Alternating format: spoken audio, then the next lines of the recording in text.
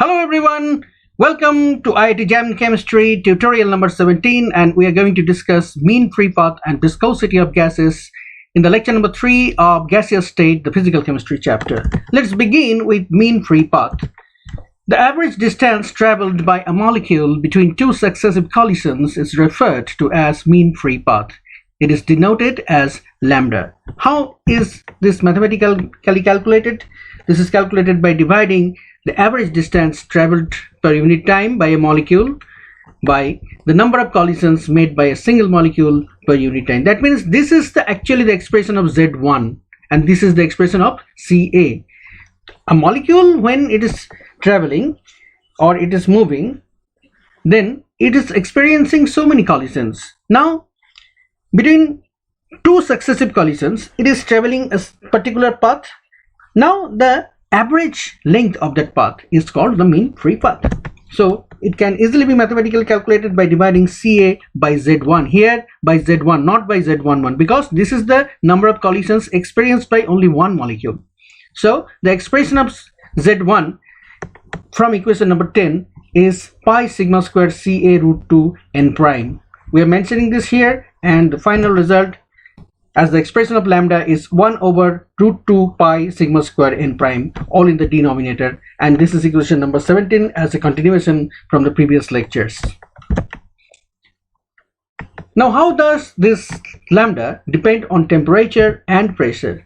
So in the expression of n prime we have to put P by kT. We know this expression, that the number density is nothing but pressure divided by kT. So by putting P by kT in place of n prime, we get the expression of lambda in terms of T and P, and this is equation number 18. Here K is Boltzmann constant, so this is a constant, this is a number, this is a number, and sigma is also a constant. This is collision diameter for a particular gas. So except T and P, all the parameters are constant here. Therefore if temperature is kept constant, lambda is inversely proportional to pressure, and if pressure is kept constant, lambda is directly proportional to temperature. Therefore mean free path lambda is directly proportional to temperature at constant pressure and inversely proportional to pressure when temperature is kept constant. So that's all about mean free path. Now move on to our next topic, viscosity of gas. What is the definition of viscosity? The internal friction which opposes the relative motion of adjacent layers of a fluid is known as viscosity. That means viscosity is the tendency to retard the molecules to pass across one over another. Now viscosity of gas, how does viscosity of gas arises? Actually in case of liquid, viscosity is due to the intermolecular attraction forces, but here in cases of gases, viscosity takes place due to momentum transfer. So due to continuous movement of gaseous molecules, interchange of gaseous molecules always take place between the layers. This leads to a momentum transfer. This is very important. So due to this interchanging of gaseous molecules from one layer to another layer, there is always a continuous momentum transfer from one layer to another layer. So in order to maintain a uniform velocity, which is known as velocity gradient, if b is the velocity and then this is some distance along a particular axis, here it is y-axis, then the tangential force, that means the force along particularly x-axis, yes, particularly x-axis or z-axis, that is the tangential force. Here we shall take into consideration the force along x-axis. Both are tangential forces. So in order to maintain a uniform velocity gradient, the tangential force, it is denoted as F. This force required to be applied on the direction of movement of the layers is the measure of internal friction or viscosity of the gas. That means the gas is moving from along the x-axis.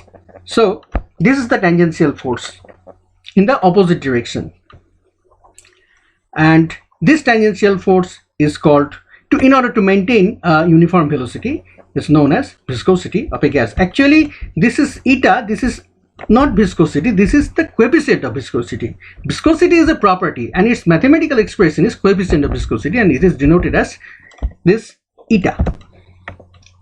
So how this is calculated? Suppose there are four layers here. This is the stationary layer in the xz plane, and this is the second layer which is moving with a particular velocity. This is the third layer, it is moving with a velocity v, and this is the fourth layer which is moving with a velocity greater than v. So the second layer is moving with a velocity less than v, and the fourth layer is moving with a velocity which is greater than v.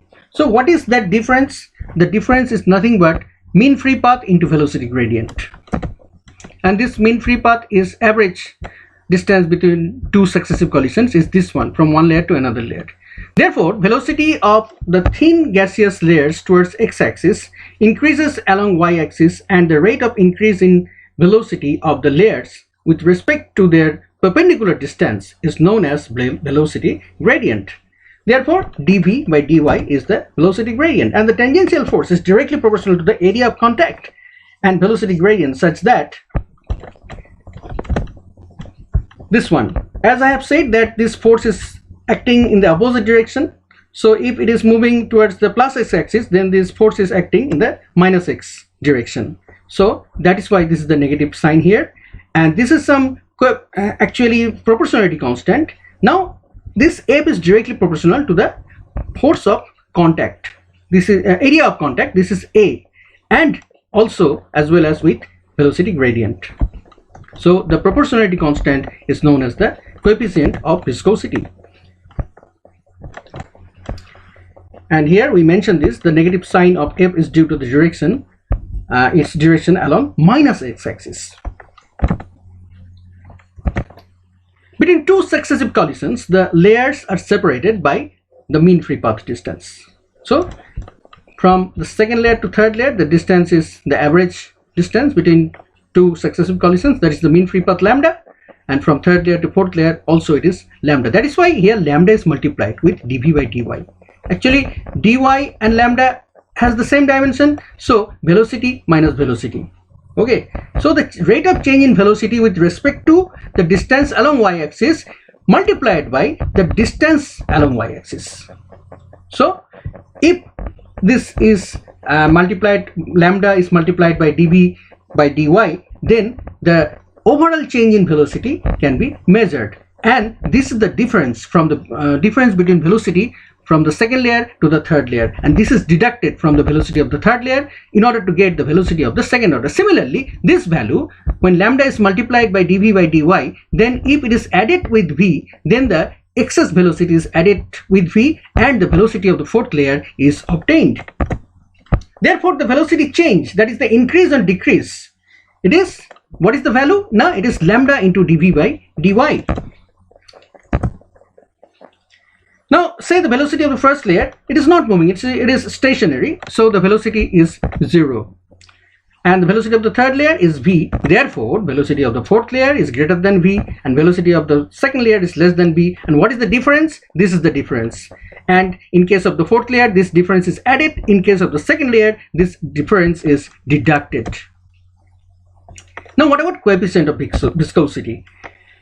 Now if n prime is the number density, the number of molecules passing downwards or upwards through a unit area per unit time is what? This is some different type of calculation. This is n prime Ca by 4. Okay, this is from rigorous calculation we have obtained this value. The derivation of this parameter which we have obtained here is not being shown here. Now layer number 3, in that layer, the amount of horizontal momentum coming up through a unit area per unit time. So this is the momentum that is being obtained from the second layer, and the momentum transfer from the top layer, that is the fourth layer, is this one, the mass into velocity. Okay, this is the number of molecules and this is the velocity. So overall velocity change is number of molecule into mass of the molecule into velocity.